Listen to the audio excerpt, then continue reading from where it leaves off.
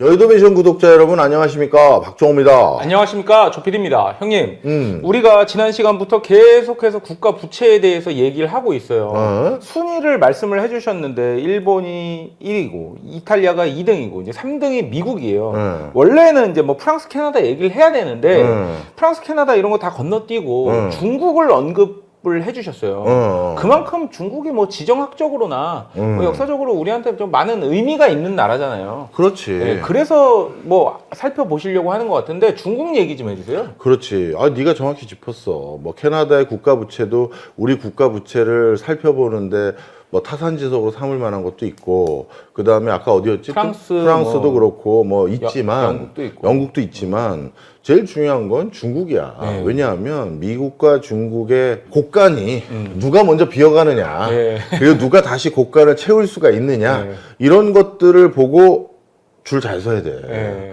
내가 요즘 누누이 얘기하잖아. 요즘이 2차 세계대전 직전과 비슷해 보인다. 그때 오스만 제국. 네, 오스만 제국. 줄 한 번 잘못 썼다가 네, 그렇죠. 나라가 없어졌어. 네. 제국이 없어졌어. 분해됐죠. 만약에 그때 오스만 제국이 독일 편을 들지 않고 연합국 편을 들었다면 네. 아마 지금 북아프리카 일부 지역을 비롯해서 튀르키예, 그 다음에 아라비아 반도의 상당 부분이 오스만이라는 나라로 계속 존재했을지 몰라. 범아랍권 국가가 됐겠죠. 그럼. 그러면서 거기 총리 이름이 술탄이 되고, 진짜로. 네. 그래서 이게 어떻게 될지 모르는 역사적인 어떤 가정인데, 그렇죠. 물론 그때 줄 잘못 선 그 상황 때문에 완전 산산이 쪼개졌지. 산산이 네. 쪼개졌어. 자, 그렇다면 우리나라도 지금 미중 간의 패권 전쟁 하고 있는 이 과정에서 줄 까딱 잘못 썼다가, 예를 들어서 중국이 패권을 잡았어. 그럼 이제 미국이 이제 우리를 지켜줄 수 있는 힘이 더 줄어들 거 아니야. 네. 그럼 중국이 와가지고, 야, 한국, 너 그동안 내가 계속 지켜봤어. 넌 진짜, 막 하면서 이랬다가는, 이것도 되게, 또 한 번 또 국가의 운명을 걸고 대결전을 벌여야죠. 네, 저는 뭐 빠지지 않고 나가겠습니다. 네. 하여튼 뭐 뭔 일이 터질지 모른다고. 자, 그래서 다시 돌아와서 그래서 줄을 잘 서야 되는데, 줄을 잘 쓰는 과정에서 우리가 살펴봐야 될 게 누구 살림이 더 괜찮은지 봐야 될 거 아니야. 그렇죠. 네. 그런데 중국 살림, 그럼 중국 살림을 바라볼 때 이제 중국의 국가 부채를 봐야 되는데 중국의 국가 부채가 제일 어려워.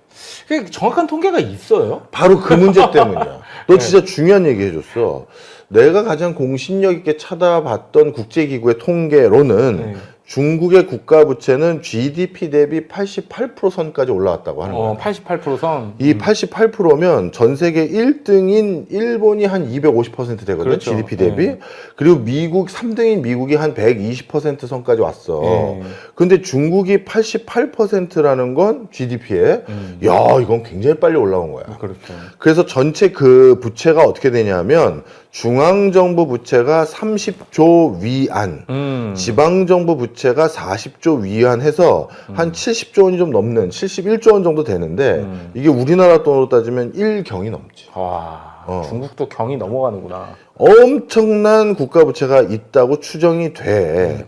자, 그런데 2024년 9월 달에 중국 정부에서 우리나라 국가 부채는 이렇게 됩니다 하고 발표한 숫자가 있어. 그래요? 지금 앞서 내가 얘기했던 건 국제기구가 한 88% 정도 될 것 같습니다라고 추정한 데가 있는 건데, 물론 국제기구 중에서 2023년 말 기준으로는 한 60% 되는 것 같습니다라고 추정한 곳도 있어. 추정이잖아요. 추정이야.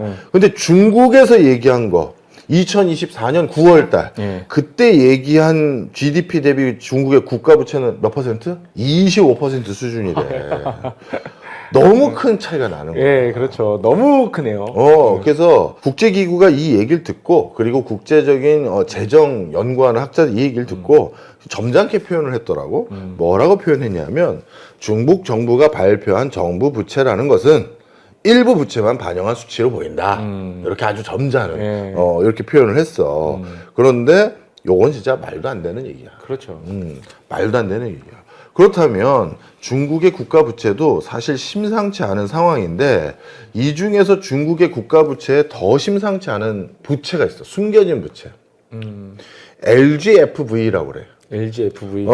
이게 흔히 말해서 로컬 거버먼트 파이낸싱 베이클이라고 해서 지방 정부 자금 조달 기구라고 부르는 거야. 이게 숨겨진 부채인데 이 부채는 국제기구에서 이걸 중국 정부 부채가 분명한데 어떻게 카운트해야 될지가 애매모호해서 빼는 경우가 일반적이야. 이게 왜 생긴 건지 설명을 해줄게. 중국에서 너 공산당에서 잘 나가려면 일단 어디서 인정받아야 되는지 알지? 뭐 2선 도시, 뭐 3선 도시 이런 데서 좀 성과를 낸 다음에 이제 위로 올라가잖아요. 정답입니다. 2선 도시나 3선 도시 같은 데서 성과를 내줘야 돼. 그래서 거기에서 제가 그 지방의 경제 성장률을 올려놨고요. 뭐 그 지방의 실업률 낮췄고, 뭐 신산업 육성했고, 이런 걸 증거로 제시해야 돼요. 해외 자금 유치했고. 맞아. 그런데 그런 걸 해야 되는데 중국 정부가 가만히 중앙 정부가 살펴봤더니 이것들이 성과 낸다고 빚을 막 내는 거야. 그리고 중복 투자도 막 하는 거야. 왜? 경제 성장률이라는 건 그렇죠. 투자가 일어나도 그냥 올라가거든. 그렇죠. 그러니까 막 빚내 가지고 뭐 이상한 관광지 만들고. 맞아. 예. 그 아파트 단지가 텅텅 비더라도 일단 지으면 건물 올라갔잖아요. 그러면 일단 경제 성장률은 올라가는 거야. 그렇죠. 그 지역에. 바로 그러다 보니 중앙정부의 예산은 그냥 무조건 될 것 같이 보고서 꾸려서 타가고 지방에서도 본인들이 그냥 무조건 뭔가 뒤입다 더 투자만 하고 그런데 뒷수습은 안 되는 지경까지 왔고 그렇게 서로 이제 막 유망한 뭐 반도체, 2차 전지, 뭐 전기 자동차 이런 거 우리 지자체에서 육성하겠다라고 하다 보니까 중복 투자도 많아졌고 그래서 어느 순간 중국의 중앙정부에서 이거 안 되겠다 판단한 거야. 그래서 지방 정부를 평가하는 잣대 중에 하나가 재정 건전성, 달리 말하면 부채를 어떻게 도달하고 있는지를 평가하는 요소로 포함을 시킨 거야. 그랬더니 지방 정부의 수장들이 자기 승진해야 될 거 아니야. 그렇죠. 자기도 제2의 시진핑 돼야 될 거 아니야. 그래서 선택한 게 뭘까? 통계에 안 잡힌 빚을 내기 시작한 거야. 그런 방법을 찾은 거야. 머리 많이 썼네. 그게 바로 아까 말했던 LGFV. 이게 뭐냐면 쉽게 간단해. 중국은 땅은 다 국가 거잖아. 그렇죠. 그리고 여러 그 어떤 하드웨어적인 거는 국가의 허용 아래 할 수 있단 말이야. 그래서 국가가 어떻게 했냐면 민간 회사를 차려놔. 그리고 민간 회사를 차리도록 독려해. 근데 그 민간 회사에게 어떻게 자금을 주냐 하면 자기가 가진 땅 있지. 아니면 뭐 엄청난 그 국유 자산, 지방 자산이라고 해야겠지, 지자체 자산. 이거를 그 지방 시중은행에 담보로 잡혀. 그리고 돈을 땡겨. 그 이 돈으로 LGFV라는 회사를 차리는 거야. 그리고 그 회사에게 야, 너는 아파트 더 줘. 너는 2차 전지화에 필요한 광물 캐는 회사에 이걸 하는 거야. 근데 이거는 분명 표면상에선 시중은행에게 대출을 받아서 설립한 민간회사니 중국 국가 통계는 빠지는 거야. 그런데 그 민간회사들이라는 곳이 돈을 빌려간 금액이 어마어마해. 몇 천억에서 막 조도 아니고 막 그래. 아니 도대체 이 회사들은 어떻게 무슨 공신력으로 그 시중은행들이 이렇게 어마어마한 돈을 빌려줬습니까? 라고 살펴봤더니 그 회사들이 담보로 활용했던 건 지자체가 관리하고 있는 국유자산 또는 지방자산인 거야. 무에서 유를 창조한 거네요. 그렇지. 그러니 이거는 쉽게 말해서 뭐라고 해야 돼? 그냥 공공기관이야. 그잖아. 그런데 그 공공기관이 어떻게 보면 뭐라고 해야 되니? 이거 진짜 그 눈 가리고 아웅하는 독특한 형태로 이제 돈을 빌린 거지. 민간인 것처럼 하면서. 그래서 이 LGFV는 도대체 이게 우리 뭐 주식회사예요? 아니면 공기업이에요? 아니면 뭐 어떤 개념으로 우리가 이해해야 됩니까? 이걸 많이 물어보거든, 나한테. 그냥 난 이렇게 얘기를 해. 지방 정부가 설립한 독자적인 법인체. 그런데 그 회사의 목적은 특수 목적이 있다. 뭐다? 지방 정부의 인프라 투자를 위한 자금 조달 목적으로 설립한 회사야. 여기는 그냥 자금만 조달하는 거야. 그 담보로 아까 말했던 네. 그 담보로 자금을 조달하는 건데 이 LGFV라는 회사 명으로 그러면 그 법인명이 이겁니까? 아니야. 대표적으로 많이 사용하는 문구가 도시건설개발공사, 도시개발자산경영회사, 교통투자유한공사, 뭐뭐뭐 에너지그룹 이런 것들을 써. 그냥 그 본인들이 이거는 우리 지방이 가지고 있는 지방공기업입니다 이렇게 분류하는 건 아닌데 네. 자금 성격이나 사업 내용은 지방공기업과 똑같고 그래서 이게 바깥은 애매모호하지만 실상은 지방공기업으로 봐야 된다라는 거야 국제사회에서는. 그런데 하여튼 중국 중앙정부에선 이게 이런 식으로 됐다라는 걸 모르고 있었어. 그런데 지방에서는 나 이번에 반드시 성과를 조금만 더 내면 공산당에서 다음번 국가 지도자급의 그 반열로 올라가는 40인 안에, 예. 뭐 70인 안에, 80인이지? 80인 안에 들어갈 수 있어. 그래서 그 숫자를 맞추기 위해서 야, 이번에 길림성 성주가 뭐 경제 성장률을 거기 15% 달성했다고? 야. 다른데 7%인데? 야, 걔 능력 있나 보다. 발탁 좀 해봐. 이렇게 되게 하려고 이 LGFV를 엄청나게 활용한 거야. 근데 중국 정부에서는 이 LGFV에 대해서 도대체 이거의 부채는 어느 정도입니까? 라고 확인해 달라고 하는데 외부에서 안 해줘. 중국은 다 안 해주잖아요. 안 해줘. 도대체 이게 뭐라고 해야 돼? 뭐 어느 정도 빚이 있는지 감도 없어. 자, 그런데 골드만삭스나 예. 이런 세계적인 투자은행들이 중국에 대해서 베팅을 해야 될지 말아야 될지 판단을 해야 될 거 아니야. 그렇죠.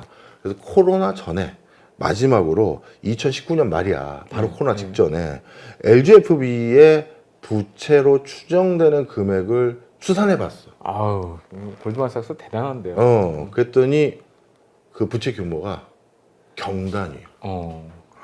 그래서 아까 중국의 중앙 그 정부하고 저 지방 정부의 부채 규모가 뭐 40조 위안 뭐 몇 조 위안 뭐 70조 위안 뭐 이렇게 했잖아. 그래서 LGFV 이 그 저기 부채가 49조 위안이야. 그래서 그 일경이 조금 안 되는 수준의 이 금액이고 이거는 중국 GDP의 절반 정도 돼. 와. 그러니까 중국이 지금 본인들 GDP의 25%라는 건 정말 말도 안 되는 소리고 그리고 그 국제기구는 LGFV는 추산 자체도 하기 힘드니까 자 그래서 일부 사람들은 뭘 한다?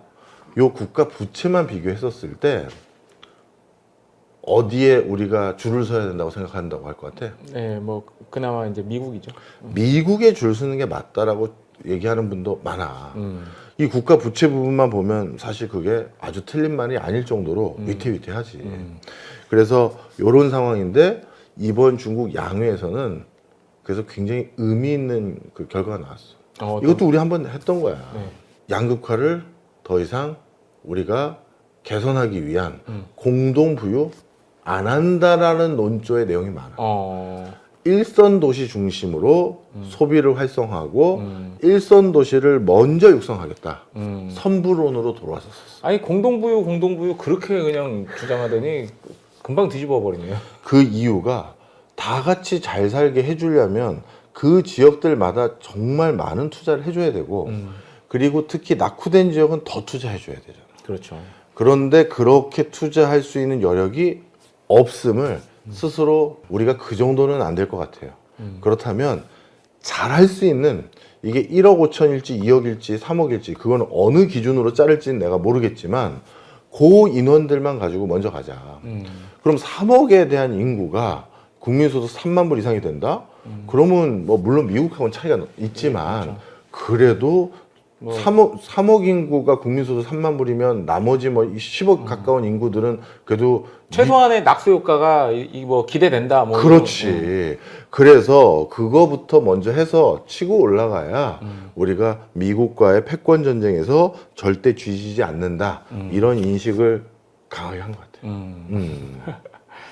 중국은 무슨 말을 하면 할수록 자꾸 이게 모순이 되는 것 같아요. 모순이 돼. 네, 왜냐면은 이게 사회주의 국가인데 다 모든 인민들이 평등하게 배부르게 등 따숩게 그렇게 살아야 된다고 정치적으로는 얘기를 하면서도 또 경제적으로는 또 그게 안 되고. 맞아. 예. 이런 상황에서 이 중국 정부가 지금 하고 있는 행보들이 언제쯤 끝날까? 요거에 대해서 지금 또 나름대로 유력한 정치가들이 해석을 하고 있어. 대표적으로 로봇, 인공지능, 뭐 그 밖에 다른 많은 분야에 투자를 하고 있잖아. 네. 이 투자에 대해서 중국이 투자가 종료되는 시점이 언제나 될까? 이걸 고민하는 축이 있고, 중국은 그런 것들에 대한 투자가 중단되지 않으려면 일부 기업들이 규모감 있는, 그리고 그것 때문에 아주 싸게 뭔가 만들어서 자신들의 우호적인 곳으로 해당되는 중남미나 또는 동남아나 이런 데 팔면서 그렇게 해서 돈을 벌어가면서 지금 어떻게 보면 미중 패권 전쟁을 이어가려고 하는데, 나는 그래서 미국 입장이 바이든 때는 이런 중국 상황을 알고 있기 때문에 우방 국가하고 좋은 관계 설정을 노력했던 것 같아. 그래서 야 동남아, 야 중남미, 야 유럽 그러지 말고 내가 보조금도 주고 뭐도 하고 뭐 할 거니까 공장도 가지고 들어오고 그 다음에 우리 이렇게 하자. 네 중국 물건 안 사주는 대신 내가 뭘 좀 도와줄게. 이런 걸 기획했던 리더십이라면 트럼프는 그게 아니야. 동남아? 그건 네가 갔든 알아서 해. 실제 동남아와 미국의 사이는 코로나19 전에 비해서 훨씬 멀어졌어. 그건 네가 알아서 해. 난 관심 없어. 이렇게 된 거야. 근데 실제 완벽하게 100% 관심 없는 건 아니라 뭐 진짜 아주 공고한 연대는 일단 뒤로 빠진 것 같아. 그 다음에 한국과 일본에 대해서는 전략적으로 아직 그 뭐랄까 같은 라인으로 보고는 있지만 이것도 원래 예전에 2차 세계대전 끝나고 난 뒤에 미국의 정책 위반자들의 마지노선은 하와이 섬이야. 한국과 일본은 아시아인데 아시아에는 아시아에서 결정해. 그렇죠. 이런 상황이었는데 그게 조금 옆으로 더 늘려온 거지. 근데 이번 트럼프는 여차하면 또 그런 주장을 할 수 있어 보여. 그럼 우리 입장에선 도움이 많이 되고 있다라고 하면 자연스럽게 어떻게 해야 된다? 트럼프를 통해서 그러지 말고 여기 미군 더 놔두고 여기에서 뭔가 다 상생할 수 있는 그 답을 찾아야 되는 시점인 거지. 이게 지금 어떻게 보면 중국의 국가 부채를 통해서 우리가 이제 살펴볼 수 있는 내용인데, 넌 어떻게 생각하냐? 진짜 중국이 빚이 나름 엄청난 규모로 누적돼 있을 거라고 생각이 돼? 아니면 지금 이런 보도 내용들은 미국과 가까운 매체들을 내가 주로 봤을 거 아니야. 네, 그렇죠. 그러니까 미국이 나름대로 중국 김빼기 하기 위해서 흑색 선전을 하고 있는 것 같아 보여요. 저는 뭐 전자라고 생각해요. 예, 이거보다 사실 훨씬 더 심각한데 중국 사람들 뭐 투명한 게 없잖아요. 예, 그런 맥락이 아닐까요? 나도 거기에 좀 가까워.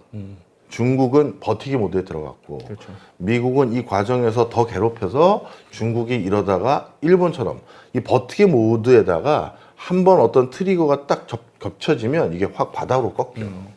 우리 생활할 때 마통 마지막에 개설하잖아. 그렇죠. 생활비 답이 안 나오면. 네. 마통 개설해서 몇 번 막다가 나중에 궁극적으로 마통마저도 한도가 꽉 찼을 때 그렇죠. 있지. 예. 근데 은행 찾아갔는데 대출 연장이 안 된대. 그러면 이때부터 진짜 인생 복잡해지는 거야. 그렇죠. 바로 그런 상황들을 나도 목격을 많이 했기 때문에 지금 트럼프와 중국도 그런 관점에서 마지막 막차인지 아닌지는 국가 이 방금 말했던 요런 걸 기반으로 우리가 생각해 볼 수 있다 이렇게 봅니다. 이게 뭐 정확한 비유가 될지 모르겠지만 중국에 형님 많이 가보셨잖아요. 많이 갔지. 그럼 대도시를 가더라도 이 외국인이 들어갈 수 있는 지역하고 없는 지역하고 이렇게 구분이 돼 있어요. 근데 숨길 게 없다면 그런 거 필요 없잖아요. 그건 그렇지. 네. 그래서 뭐 그 도시 하나를 가지고도 그런데 나라 살림은 얼마나 더 좀 썩었겠어요. 맞아. 그래서 하여튼 중국의 부채는 생각보다 아주 심각할 거다.